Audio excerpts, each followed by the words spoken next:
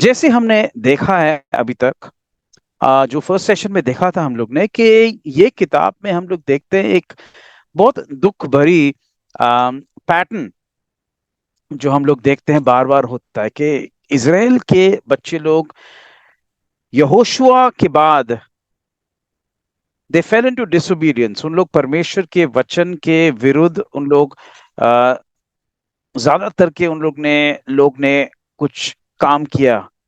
दे rebelled against God. उन लोग ने परमेश्वर के विरुद्ध, उन लोग के ने परमेश्वर के हुक्म के विरुद्ध काफी कुछ किया, और उसके वजह से उन लोग काफी दुख और तकलीफ में पड़ने लगे। और उनको फाइनली उन लोग दास बन गए। Like they became servants of other Nations और अदर किंगडम्स, जो वहां पे आके उनके देश में, उनके वहां पे आके उन लोग ने कॉन्कर किया। और उसके वजह से उनके ऊपर काफी प्रॉब्लम्स होने लगे। लेकिन वो साइकिल में हम लोग देखते कि फिर बाद में क्या होने लगा कि लोग ने जब पहचाना कि हमने गलत किया, फिर उन लोग ने पछतावा किया। दे रिपेंटेड। उन्होंने परमेश्वर को बुलाया, पुकारा। परमेश्वर ने उनको रहम दिखाया।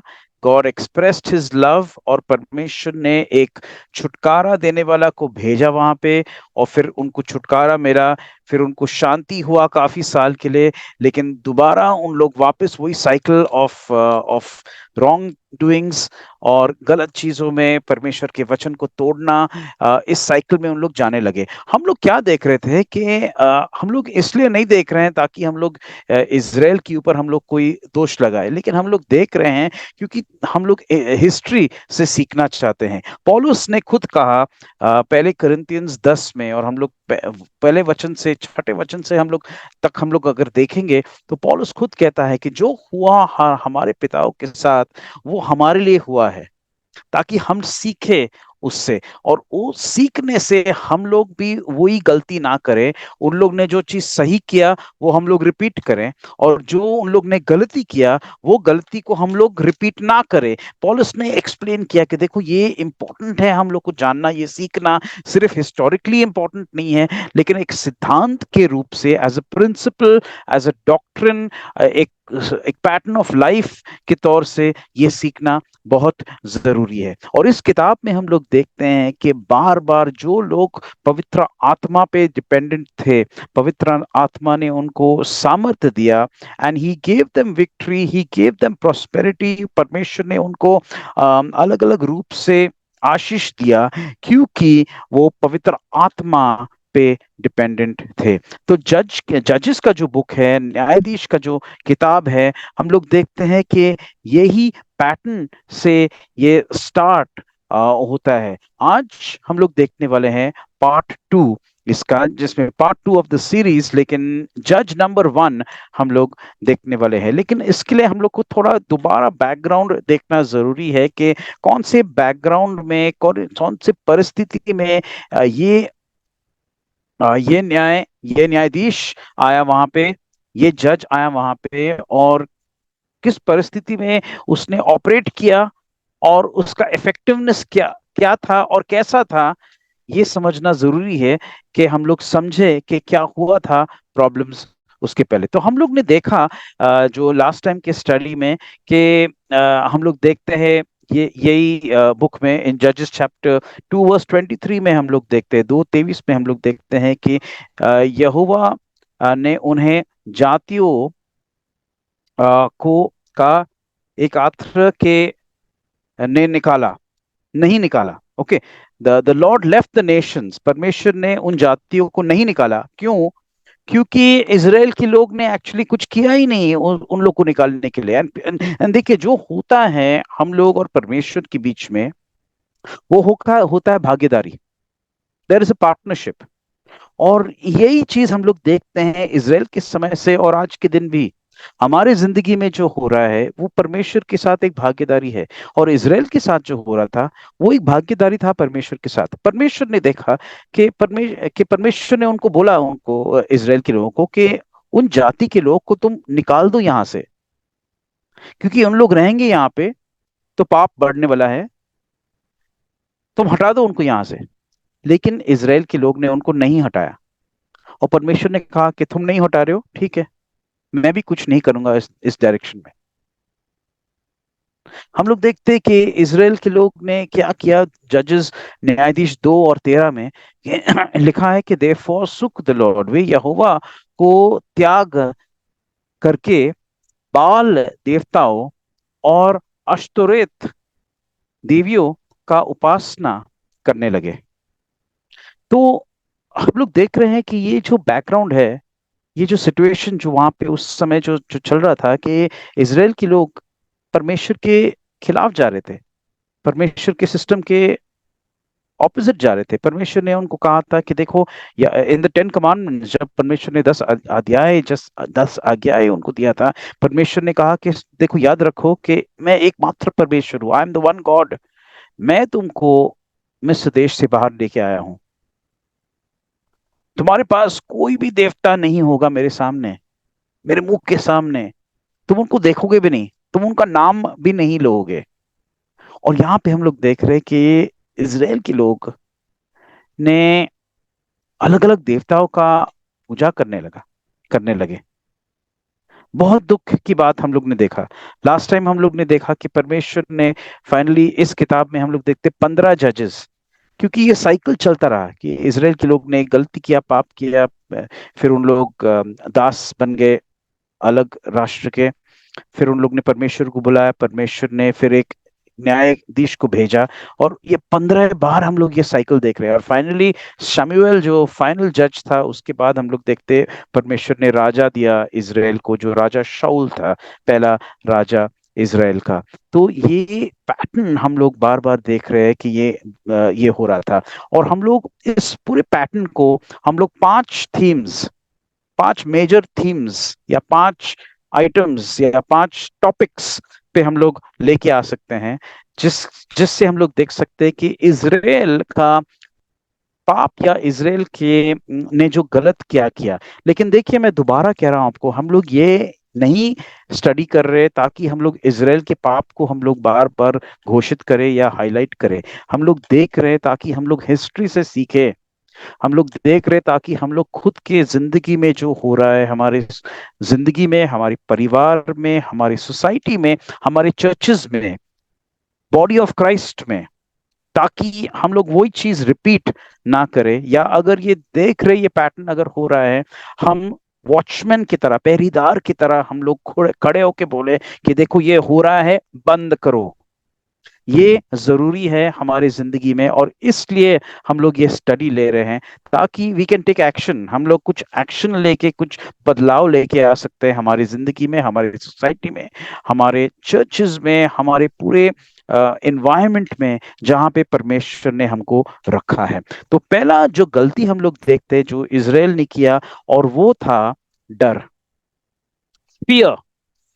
और हम लोग देखते हैं न्यायाधीश के किताब में पहला अध्याय और 19 वचन में, जहां पे लिखा है कि और यहोवा यहूदा के साथ था, ही वॉज विद देम, इसलिए उन्होंने पहाड़ी देश के निवासियों को निकाल दिया।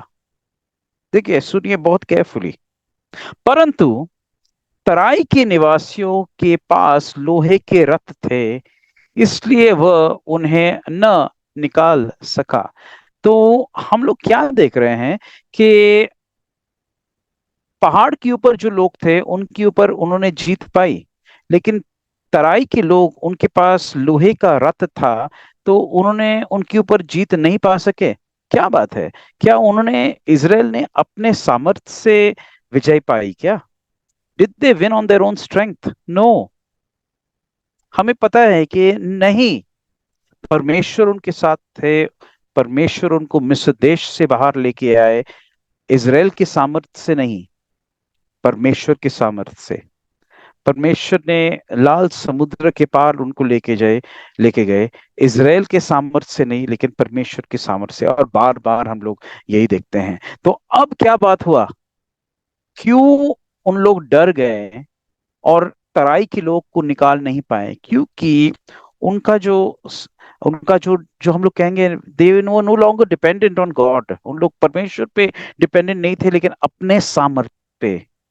हम ये हैं, हम ये कर सकते हैं, हमारे साथ जो टीम है वो बढ़िया है, हमारे लोग अब स्ट्रांग है। लेकिन परमेश्वर नेवर वरिड अबाउट, परमेश्वर को ये महीने नहीं रखता था कि कौन आपका टीम है या नहीं है। परमेश्वर बोल रहा था कि मैं अपने सामर्थ्य से मैं कर रहा हूं, तुम सिर्फ खड़े रहो वहां पे, तुम सिर्फ फेथफुल रहो। और ये एक इम्पोर्टेंट लेसन आपके लिए और मेरे लिए है कि क्या हम भी कभी कभार डर में हम लोग ऑपरेट करते हैं क्या? परमेश्वर कहते हैं, परमेश्वर का वचन कहता है कि जो धर्मी है वो विश्वास से चलेगा। We don't walk in fear, we walk in faith, faithfulness परमेश्वर के साथ। और जब डर आता है तो हम लोग शैतान को एक मार्ग हम लोग देख रहे हैं, दे रहे हैं, एक मार्ग हम लोग खोल रहे हैं, दरवाजा हम लोग खोल रहे हैं शैतान के लिए, डर के वजह से। तो ये पहला हम लोग देखते हैं, ये गलती हुआ इजराइल की। सेकंड हम लोग देख रहे हैं वो है इनकम्प्लीट ओबीडियंस, के उनका जो परमेश्वर को उन लोग आधीन थे, वो कंप्लीट आधीन नहीं थे, टोटली आधीन नहीं थे। और हम लोग देखते हैं इसके एग्जाम्पल्स, जो न्यायाधीश 1 और 21 वचन में हम लोग एक एक एग्जाम्पल इसका देखेंगे। यहाँ पे लिखा है, और यरूशलेम में रहने वाले यबूसियों को बिन्यामीनियों ने न निकाला। They did not drive out the Jebusites who inhabited Jerusalem। और 27 से 35 तक हम लोग देखते हैं कि बार बार अलग अलग गोत्र के बारे में भी सेम चीज लिखा है कि जहाँ पे उन लोग थे, उन लोग ने लोगों को नहीं निकाला। तो अभी आप सोचेंगे और हम सोचेंगे कि ये निकालना जरूरी क्यों था? परमेश्वर ने खुद उनको कहा था निर्गमन की किताब में कि देखो तुम वहां के लोगों को निकालो। परमेश्वर कह रहे हैं कि मैं उस देश के निवासियों भी तेरे वश में कर दूंगा, और तू उन्हें अपने सामने से बरबस निकालोगे। वे तेरे देश में रहने न पाए, they shall not live in your land. ये परमेश्वर का हुक्म था, लेकिन इनका क्या था? ओबीडियंस कंप्लीट नहीं था। अभी देखिए, आप कहेंगे तो ये हमें कैसे लागू होता है? ये लागू होता है हमें इस तरीके से कि कई बार परमेश्वर हमें कुछ बातें कहते हैं करने के लिए, लेकिन हम लोग टोटली करते नहीं है, आधी बात हम लोग करते हैं।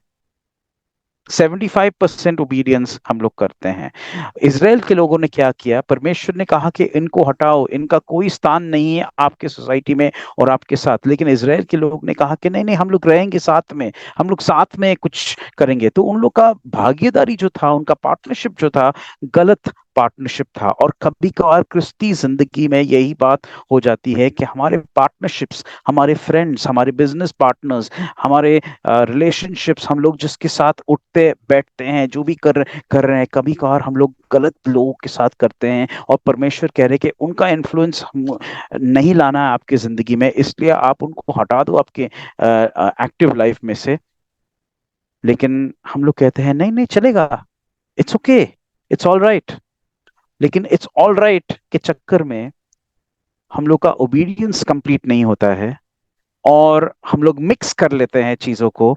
और मिक्सिंग के वजह से अल्टीमेटली क्या हो जाता है? पाप ज्यादा आ जाता है। और हम लोग से परमेश्वर जो पवित्र जिंदगी एक्सपेक्ट करते हैं, उससे हम लोग हट जाते हैं। परमेश्वर ने एक्सपेक्ट किया कि परमेश्वर का जो भूमि था या भूमि है, वो पवित्र भूमि है। और पवित्र लोग, जो परमेश्वर के लोग, वो पवित्रता से रहेंगे परमेश्वर के पवित्र भूमि में। लेकिन इज़राइल के लोगों ने क्या सोचा? नहीं नहीं ठीक है, इट इज ओके, रहने दो उनको, मिक्सिंग होने दो।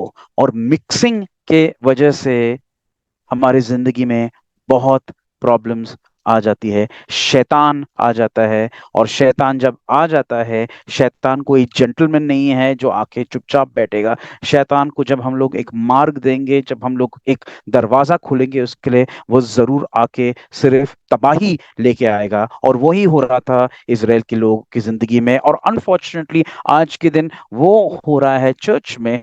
आज के दिन ये हो रहा है मसीह लोगों के परिवारों में, मसीह लोगों की जिंदगी में। तो हम लोग को सीखना है कि जब परमेश्वर ने कहा कुछ करने के लिए, हम लोग को करना है कंप्लीटली। तीसरी चीज हम लोग देखते हैं कि जो इजराइल के लोगों के साथ प्रॉब्लम हुआ या गलती हुआ या मिस्टेक हुआ, वो है अगली पीढ़ी को उन लोग ने तैयार नहीं किया। हम लोग देखते हैं न्यायाधीश 2 और 10 में, जहां पे लिखा है कि और उस पीढ़ी के सब लोग भी अपने अपने पितरों से मिल गए।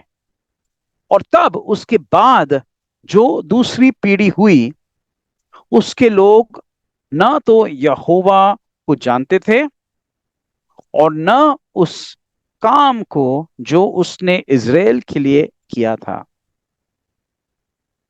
They did not know the Lord, nor did they know the work that he had done for all of Israel. क्यों? क्यों उनको पता नहीं था परमेश्वर कौन है? क्यों उनको पता नहीं था कि परमेश्वर ने क्या क्या किया इसराइल के लिए? कि इतने पीढ़ियां चला गया था क्या? नेक्स्ट, अगली तो पीढ़ी थी। उनके पिताओं भूमि के अंदर आए, उनके पिता ने देखा कि यरीहो के दीवार कैसे गिरे। उनके पिता ने देखा कि यारदन नदी कैसे 2 भाग में स्प्लिट हुआ और इजराइल के लोग उसमें चले आए। उनको क्यों नहीं पता ये था ये बातें? और एक ही जवाब है कि पेरेंट्स ने बताया नहीं। उन लोग ने कोई सक्सेशन प्लानिंग नहीं किया। उनका प्लानिंग यही था कि हम और मैं, मी, माई सेल्फ, माई जनरेशन, बाकी लोग सीख जाएंगे, अपने आप सीख जाएंगे। और क्या यही होता है कभी कभार हमारे चर्चेस में, हमारी सोसाइटी में, हमारे फैमिलीज में? हम लोग प्लान नहीं कर रहे हैं अगली पीढ़ी के लिए। हम लोग देखते हैं बाइबल में कि मोशे ने प्लानिंग किया था। मोशे ने कहा परमेश्वर से कि परमेश्वर, मैं मरने वाला हूं, लेकिन आप किसी को अपॉइंट करिए जो आपके लोग को लेके जाए वचनदत्त भूमि में। और परमेश्वर ने कहा Yehoshua. Yehoshua is the right man. Moshe ने यहोशुआ का ट्रेनिंग और प्रिपरेशन किया। लेकिन ऐसा लग रहा है कि यहोशुआ ने उस तरीके से प्रिपरेशन नहीं किया। और उनके साथ जो काउंसिल ऑफ लोग थे, सिर्फ वो लोग थे, और उन्होंने नेक्स्ट जनरेशन का तैयारी नहीं किया। और उसके वजह से उनकी आशा थी कि हाँ सब ठीक रहेगा, सब ठीक होगा, दे विल लर्न, उन लोग देख रहे हैं।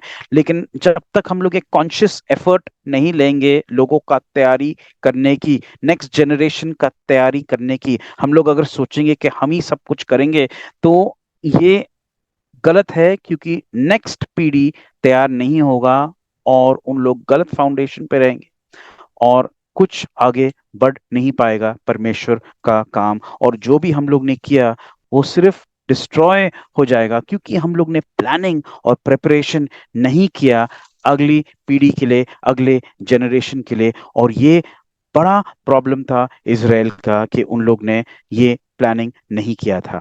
तो हम लोग देखते हैं कि परमेश्वर ने इनफैक्ट मोशे के द्वारा कहा था उनको, जब हम लोग शमा जो प्रेयर कहते हैं, जो अनुवाद 6 अध्याय और 4 से 9 तक हम लोग पढ़ते हैं, तो मोशे ने कहा था, परमेश्वर ने मोशे के द्वारा कहा था, 7वें वचन में हम लोग देखते हैं, और तू इन्हें अपने बाल बच्चों को समझा कर सिखाया करना, घर में बैठे, मार्ग पर चलते, लेटते, उठते इसकी चर्चा किया करना, अपने हाथ पर बांधना, अपने दरवाजों पर लिखना, हर जगह परमेश्वर का वचन, हर जगह परमेश्वर का तोरा, ताकि अगली पीढ़ी इससे कनेक्ट हो जाए। और ये इंपॉर्टेंट चीज हम सब पेरेंट्स को और सब लीडर्स को नोट करना जरूरी है कि ये हमारा काम है कि लोगों का तैयारी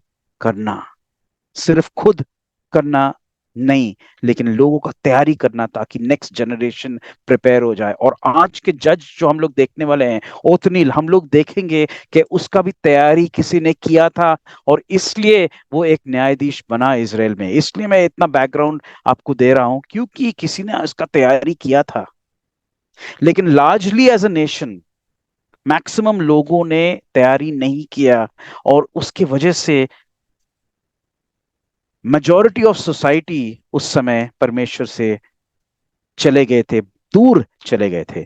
चौथा गलती हम लोग देखते हैं कि इजराइल के लोगों ने किया था, और वो था, हम लोग देखते हैं कि उन लोग ने गलत रिश्ते या गलत शादियां उन्होंने किया। और वो हम लोग देखते हैं न्यायाधीश का तीसरा अध्याय और 5 और 6 वचन में हम लोग देखते हैं कि यहाँ पे लिखा है कि इसलिए इजरायली कनानियों, हित्तियों, एमोरियों, पिरिजियो, हिवियों और यबूसियों के बीच में बस गए। तब वे उनकी बेटियां ब्याह में लेने लगे, और अपने बेटियां उनके बेटों को ब्याह में देने लगे। कितनी दुख की बात है। परमेश्वर ने कहा था ये सब मत करो। और कितनी दुख की बात है कि यही चीज एक्चुअली बिलाम ने कहा था बलाक और मुआब के लोगों को कि देखो, तुमको इजराइल को गिराना है ना, इस तरीके से गिराओ, मिक्स्ड मैरिजेस,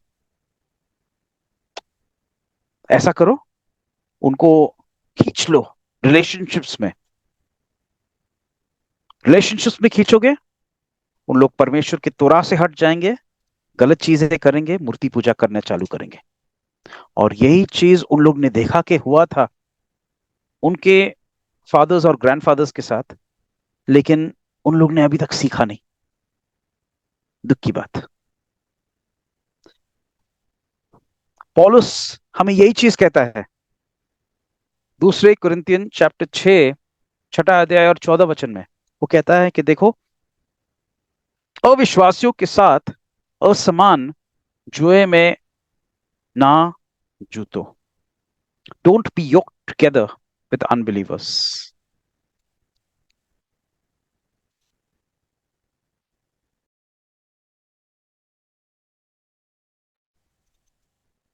तो ये चौथा मिस्टेक हम लोग देखते हैं कि ये हुआ, और आज के दिन भी कई बिलीवर्स इसमें फंस जाते हैं। मैंने सुना बिलीवर्स कहते हुए, oh I am trying to bring somebody into the kingdom of God.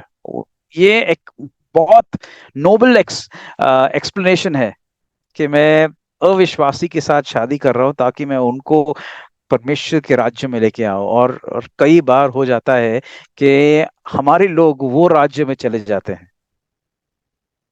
It's extremely sad कि हम लोग सीख नहीं रहे हैं हिस्ट्री से।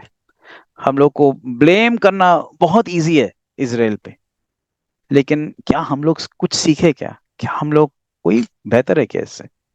और पांचवी मिस्टेक हम लोग देखते हैं कि इसराइल का हुआ, और वो था कि सब लोगों ने किया जो उनके नजर में ठीक था। कोई तोरा नहीं था, कोई सिस्टम नहीं था, कोई लॉ नहीं था।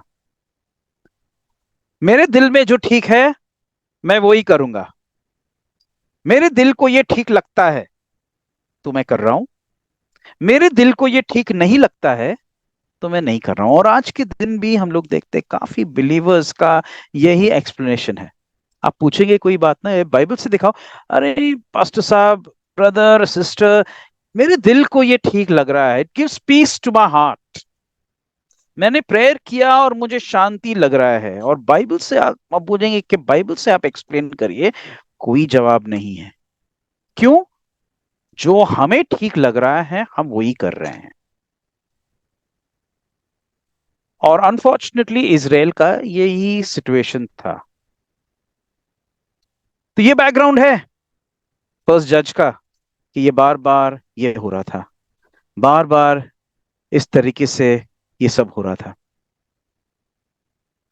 और बाइबल में लिखा है कि परमेश्वर ने फाइनली उनको कूशान रिशताइम के हाथ में परमेश्वर ने दे दिया।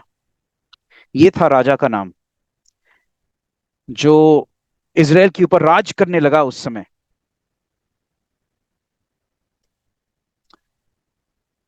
मैं दोबारा आपको समराइज करना चाहता हूं कि जब हम लोग ये सब करते हैं, जब हम लोग गलत करते हैं, तो जरूर क्या हो रहा है, हम लोग परमेश्वर के जो मार्ग है, जो जो कहते हैं ना, बाइबल में कहता है सकरा मार्ग, उससे हटके हम लोग चौड़े मार्ग पे जब चलने लगेंगे ना, तो वो सिर्फ तबाही का रास्ता है। यीशु मसीह ने खुद कहा कि जो जिंदगी का मार्ग है ना, वो बहुत सकरा मार्ग है।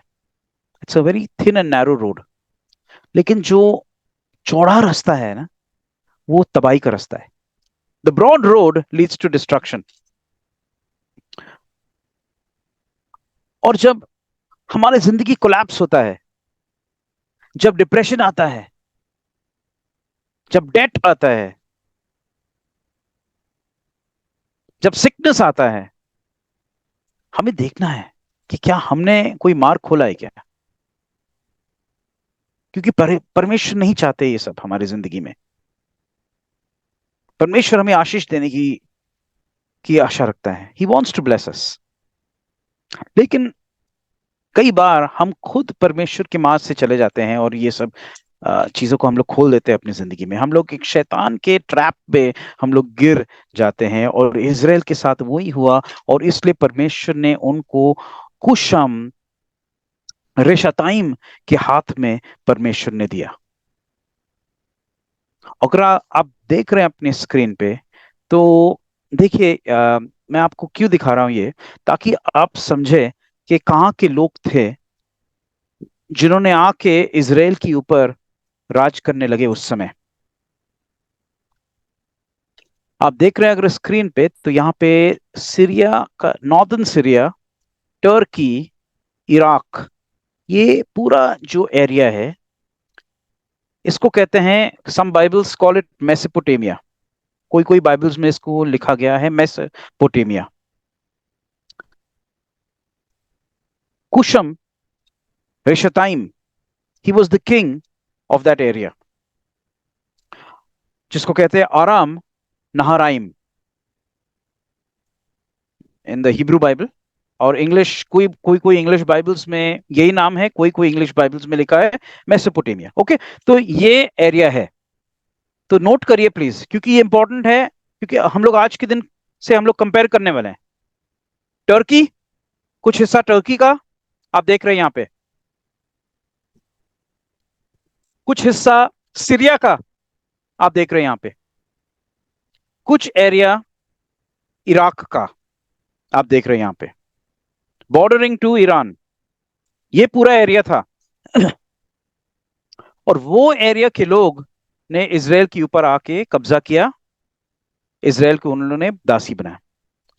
और आप अगर कंपेयर करेंगे, तो आज के दिन भी यही एरिया के लोग इसराइल को परेशान कर रहे हैं।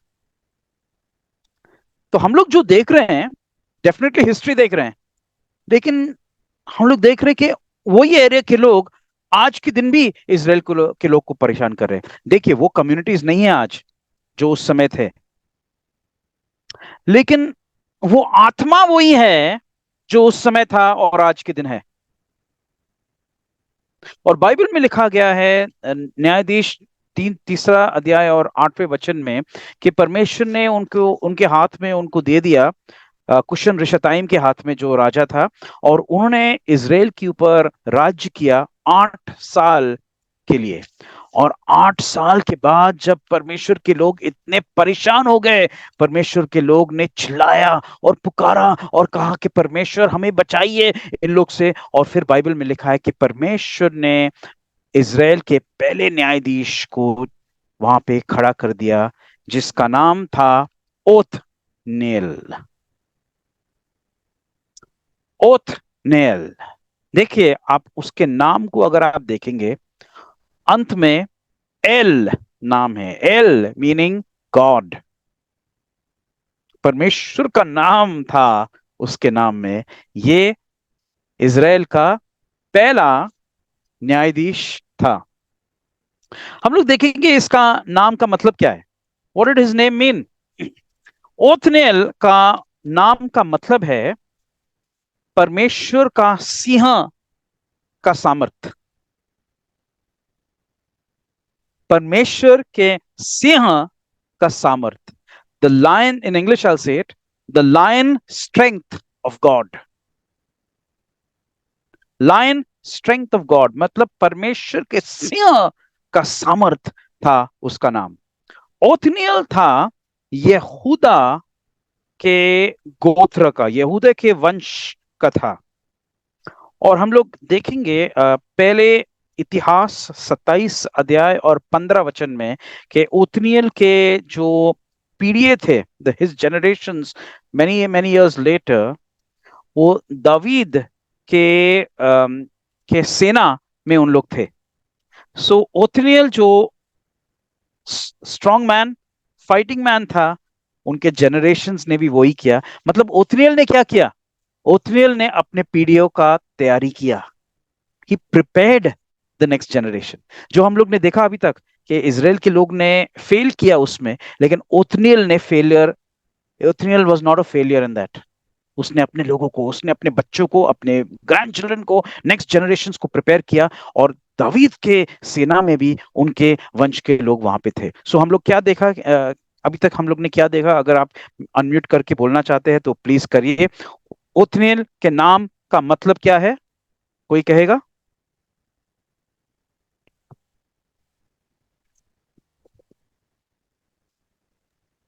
परमेश्वर के सिंह का यस, परमेश्वर का सिंह का सामर्थ। सिंह सामर्थ्य। Yes, God's strength, God's the lion strength of God. मतलब एक कंपैरिजन हो रहा है। ओके, कौन से गोत्र का था ये?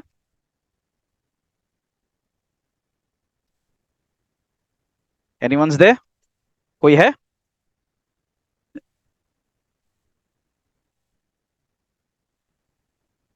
देखिए, हम लोग पार्टिसिपेट करेंगे तो और भी बढ़िया होगा। तो it is always much better to learn that way. Yes, कोई कहेगा कौन से गोत्र का है ओथनियल? दाविद। यहूदा। Yes, thank you.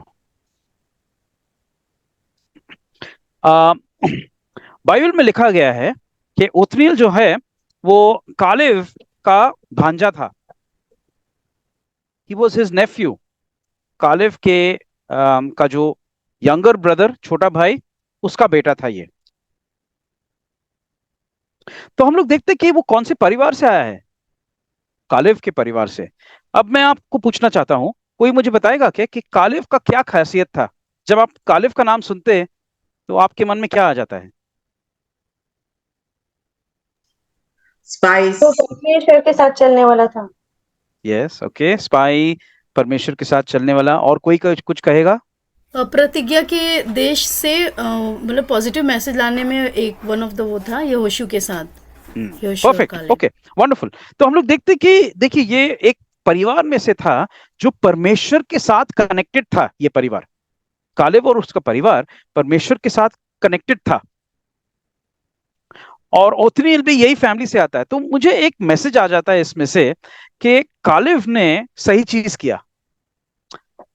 कालेब ने अपने परिवार को तैयार किया ये जॉब लेने के लिए, ये काम करने के लिए, आगे का चैलेंज लेने के लिए। क्योंकि उनको पता था कि उन लोग भूमि में जा रहे हैं, वचनदत्त भूमि में जा रहे हैं, लेकिन इतना आसान काम नहीं होने वाला है। और जब तक हम लोग परमेश्वर के साथ कनेक्टेड नहीं रहेंगे, हम लोग सफलता नहीं पा सकते। और कालेव खुद कनेक्टेड था, और कालेव ने अपने लोगों को, अपने परिवार को उन्होंने तैयार किया। जैसे हमने सुना, कालेव 12 स्पाइस में से था। उसने पॉजिटिव मैसेज लेके आया। उसने कहा कि देखो वहां पे नो डाउट उस भूमि में उन लोग ने बिल्डिंग्स और वो दीवारें उन लोग ने बहुत ऊंचा बनाया। नो डाउट, कोई शक नहीं उसमें। कोई शक नहीं है उसमें कि वहां पे जायंट्स है, वहां पे राक्षस जैसे है वहां पे। लेकिन हम जीत सकते हैं क्योंकि खुदा हमारे साथ है। और उन्होंने अपने फैमिली को ये बात सिखाया। और इसलिए मेरे ख्याल से इसलिए कालिव ने ओत्नील का तैयारी किया। और ओत्नील ने देखा, देखो मेरा अंकल कितना बड़ा हीरो है। What a wonderful man he is. परमेश्वर को जानता है, जीतने वाला आदमी है, पॉजिटिव आदमी है। मैं उनकी तरह बनूंगा, मैं सीखूंगा उनसे। और कालिव, मैं कह सकता हूं कि कालिव एक एक नेचुरल एक्सटेंशन बन गया। सॉरी, ओथनियल एक नेचुरल एक्सटेंशन बन गया कालिव का। एक कंटिन्यूटी हम लोग देखते हैं, एक सक्सेशन प्लानिंग हम लोग देखते हैं, जो कालिव ने बहुत ब्यूटीफुली किया ओथनियल को तैयार करने में। स्क्रीन पे नहीं आएगी, लेकिन अगर कोई पढ़ सकता है मेरे लिए तो मैं बहुत अप्रिशिएट करूंगा। जजेस चैप्टर 1 and verse 1, प्लीज अगर आप कोई भी हिंदी में पढ़ सकते हैं मेरे लिए। जजेस चैप्टर 1 verse 1। यहोशू के मरने के बाद इस्राएलियों ने यहोवा से पूछा, कनानियों के विरुद्ध लड़ने को हमारी ओर से पहले कौन चढ़ाई करेगा? और फिर परमेश्वर ने क्या कहा नेक्स्ट वर्स में? यहोवा ने उत्तर दिया, यहूदा चढ़ाई करेगा। यस, सुनो, मैंने इस देश को उसके हाथ में दे दिया है। आमेन, थैंक यू। तो परमेश्वर कह रहे हैं कि देखो कौन सा गोत्र पहले जाएगा?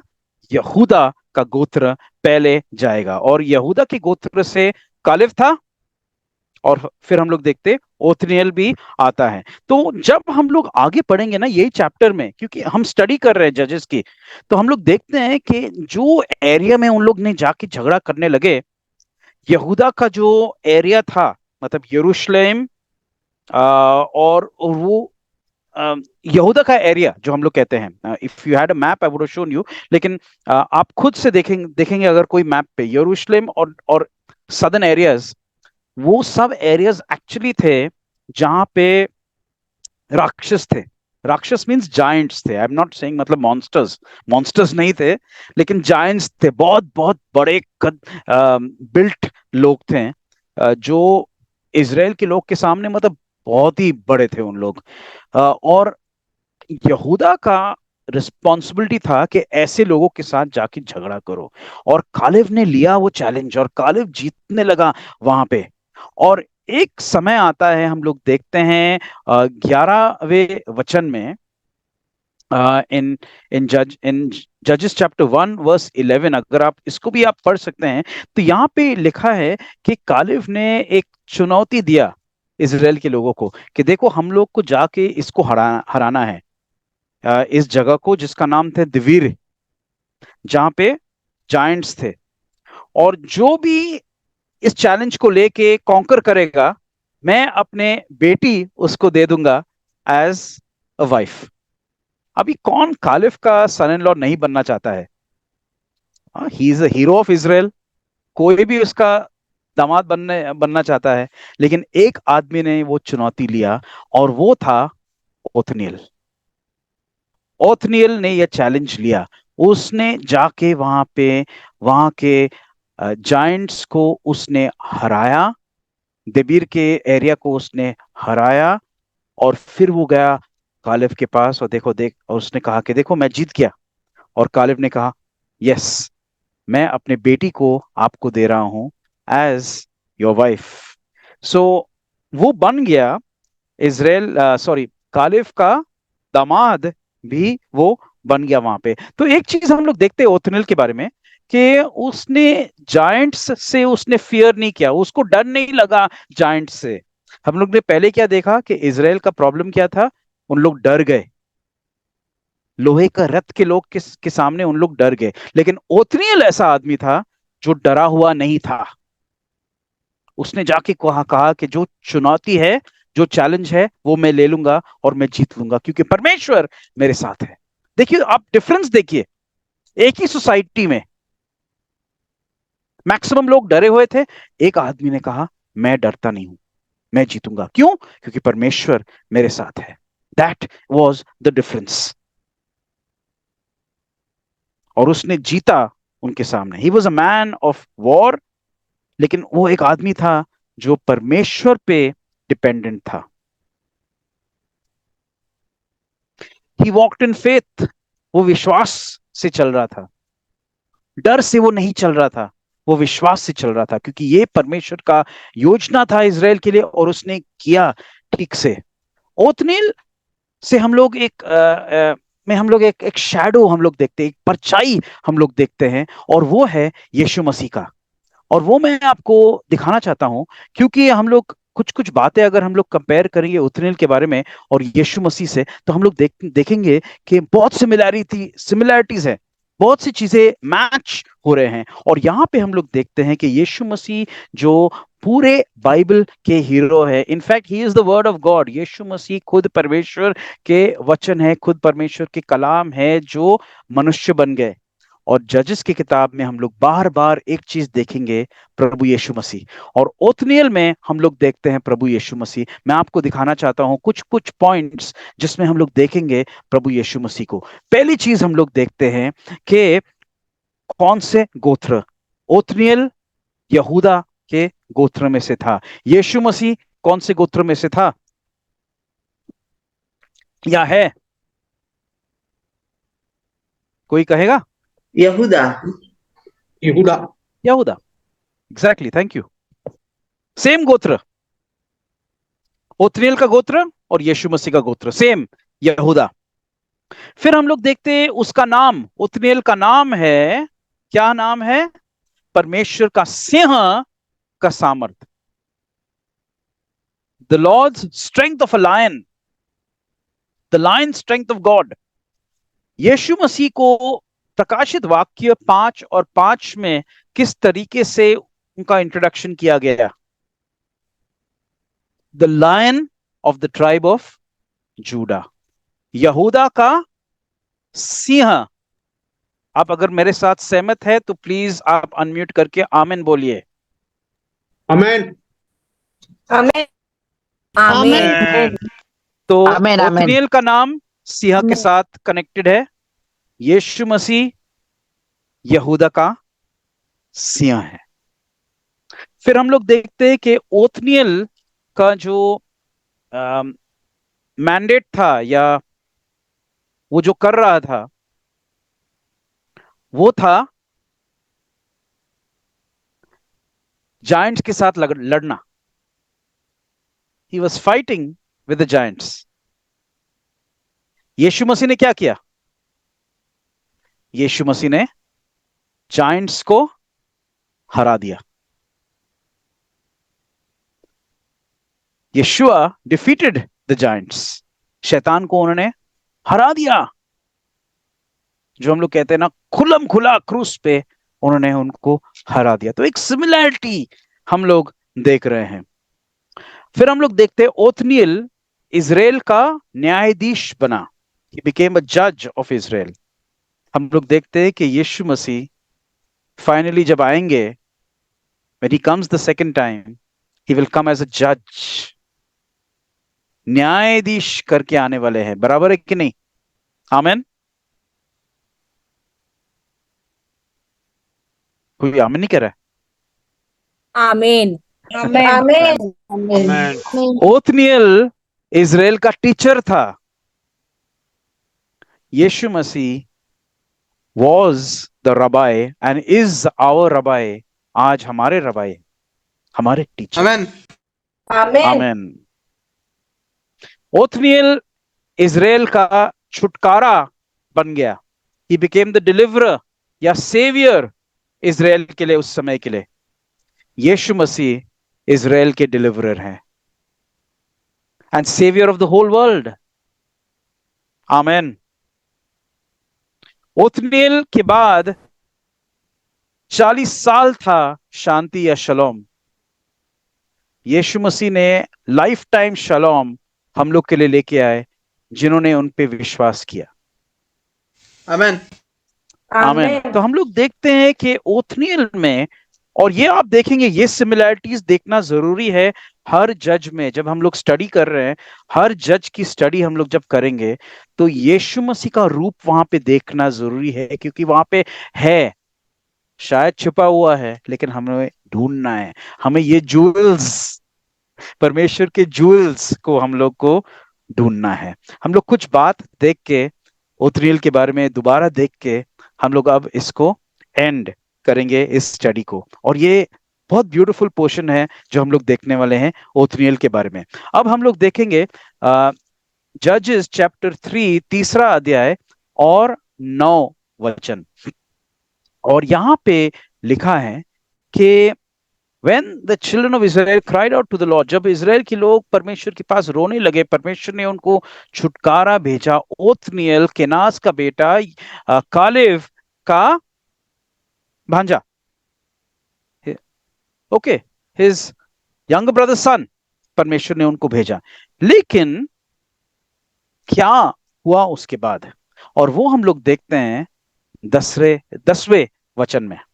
यहां पे लिखा है 10वें वचन में, The Spirit of the Lord came upon him and he judged Israel. उसमें यहोवा का आत्मा समाया और वो इजराइलियों का न्यायी बन गया।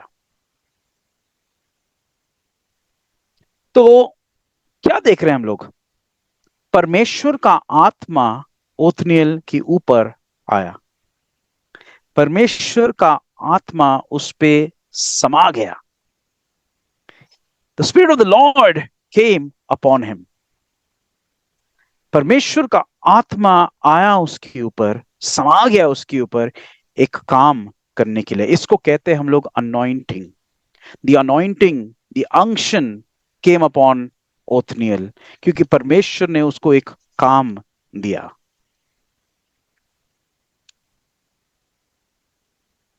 आमेन। और वो काम था इजराइल का छुटकारा करने के लिए, और वो आत्मा के सामर्थ में उन्होंने इजराइल का छुटकारा किया। अपने सामर्थ में नहीं, उसने नहीं डिपेंड किया कि देखो मेरे पास एक्सपीरियंस है, उसने नहीं डिपेंड किया कि मेरे पास नॉलेज है, उसने नहीं डिपेंड किया कि मेरे पास दोस्त हैं, मेरे पास एडवाइजर्स हैं। नहीं, उसने डिपेंड किया परमेश्वर के आत्मा पे। Not on his qualifications, but on the Spirit of the Lord. और फिर बाइबल में लिखा है कि उसने इजराइल को जज किया। उसको हम लोग दोबारा पढ़ेंगे। उसमें यहोवा की आत्मा समाया और वो इजराइलियों का न्यायी बन गया। और उसके बाद लिखा है और लड़ने को निकला। लड़ने को कब निकला? न्यायी बनने के बाद। देखिए, इस सीक्वेंस को समझना इंपॉर्टेंट है। लड़ना कब निकला? वो न्यायी बनने के बाद। न्यायी का मतलब हिब्रू में इसको कहते हैं शफात, मतलब एक गवर्नर या एक जजमेंट देने वाला या पनिशमेंट देने वाला या टीचिंग देने वाला, इसको कहते हैं शफात, जिसको हम लोग कहते हैं जज या न्यायाधीश या न्यायी।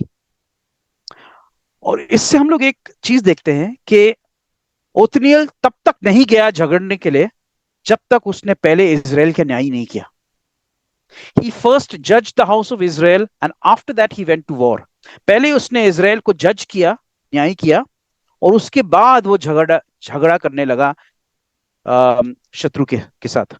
मतलब उसने अपने घर को, अपने देश को, अपने लोगों को पहला सीधा किया, उसने न्याय किया। उसने कहा कि देखो हम लोग ने गलत किया, हम लोग ने पाप किया,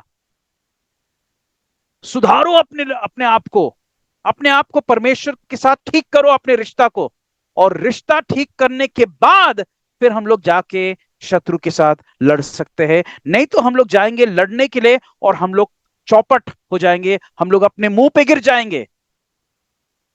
ये था ओथनियल का सिस्टम और ये है बाइबल का सिस्टम। पहले अपने आप को ठीक करो, पहले अपने घर को ठीक करो, फिर दूसरे लोगों को लेक्चर दो।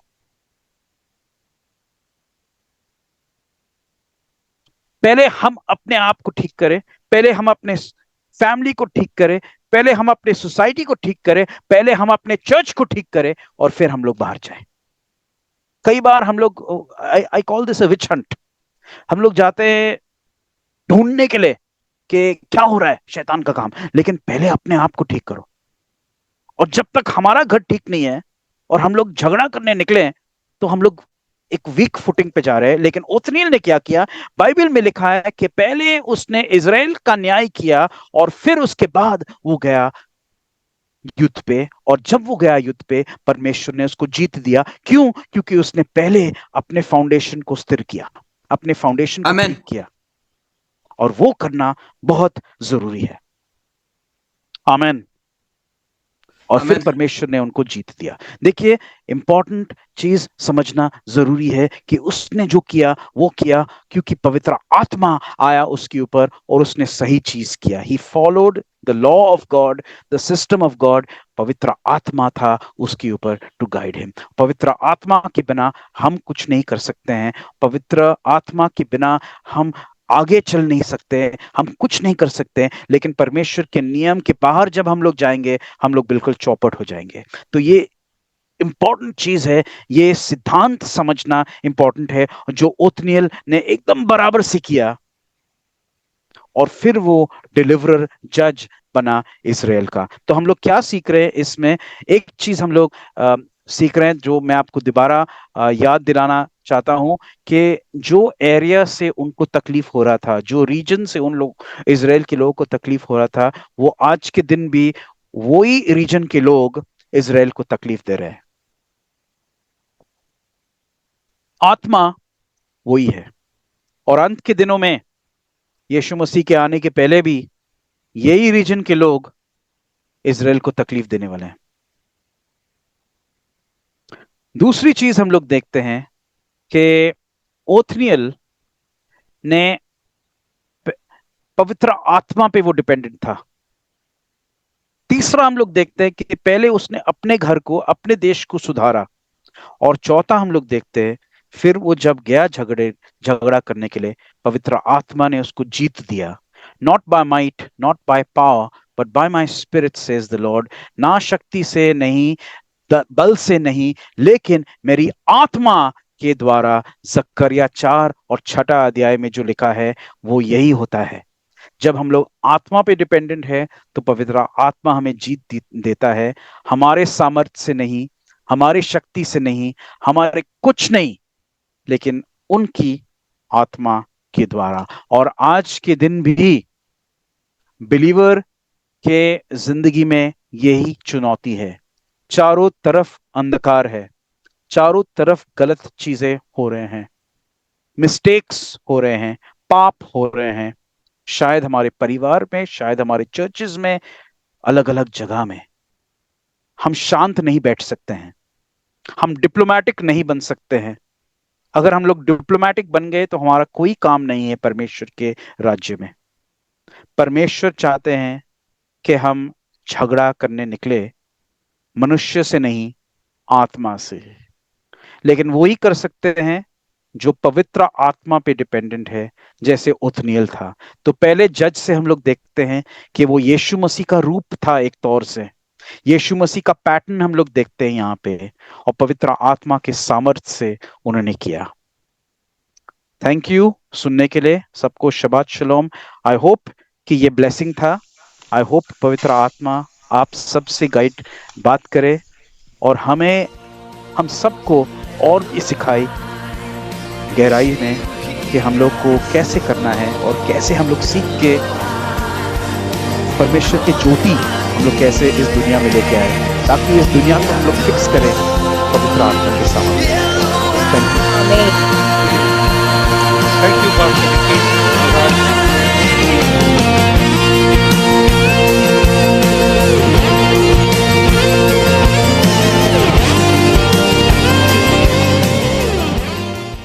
Shalom and thank you for watching this video. If you were blessed, then please click on like and please do subscribe to our channel. And if you would like to watch a few more of our teachings, then you may please click on these links over here, over here, over here, over here. And please do contact us. We would love to hear from you. You can contact us from the numbers that are mentioned on your screen.